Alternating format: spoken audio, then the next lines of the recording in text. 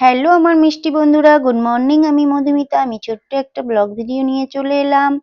তো সকাল সকাল ঠাকুরের দর্শন, ছোট্ট একটা ভিডিও আর ছোট্ট একটা সরস্বতী মা।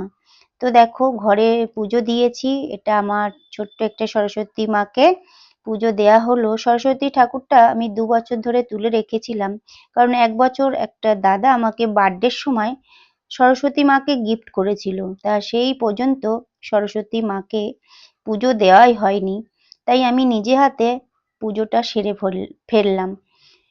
কারণ আমার শাশুড়ি মা মারা যাওয়া থেকে 2 বছর ঠিকঠাক সরস্বতী পুজো করাই হয়নি।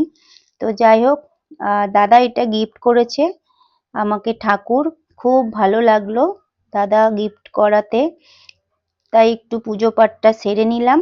তো দেখো কেমন লাগছে আমার সরস্বতী মা, অবশ্যই ভালো লাগবে। সরস্বতী মা তো বিদ্যা বুদ্ধির একদম দেবী।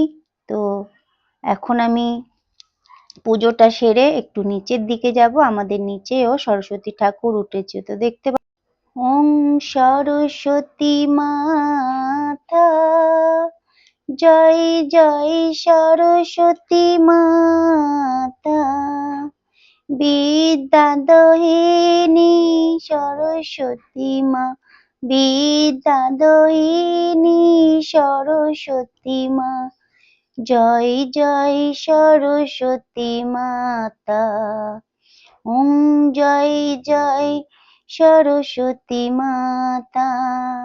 সদ্গুণ বৈভব সারিণী, সদ্গুণ বৈভব সারিণী, বিদ্যা দেবী মা। দেখো আমি একদম সরস্বতীর পাশে লক্ষ্মী সেজে বসে আছি, দেখতে পাচ্ছ আমি লক্ষ্মী সেজে বসে আছি। তো কেমন লাগছে অবশ্যই কমেন্ট করো, ঠিক আছে? আর দেখো সব লাইট জ্বলে গেছে, গাছে টাছে কত সুন্দর করে লাইট মানে জ্বলছে, কি বলবো।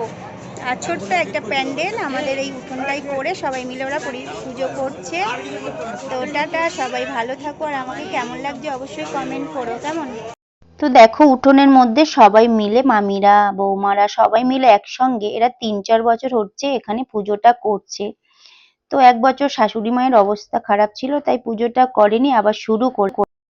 তো পরের দিন একটু দিদি, আমি আরো সব দিদির জ্যাঠা সবাই মিলে একসাথে একটু ঠাকুর দেখতে বেরিয়েছিলাম।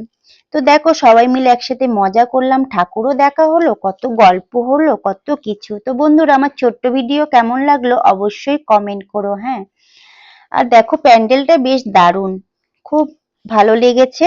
আর সবাই মিলে একসাথে যাওয়া খাওয়া একটা মজাদারক। টাটা বন্ধুরা, সবাই ভালো থেকো, ভিডিওটা দেখ।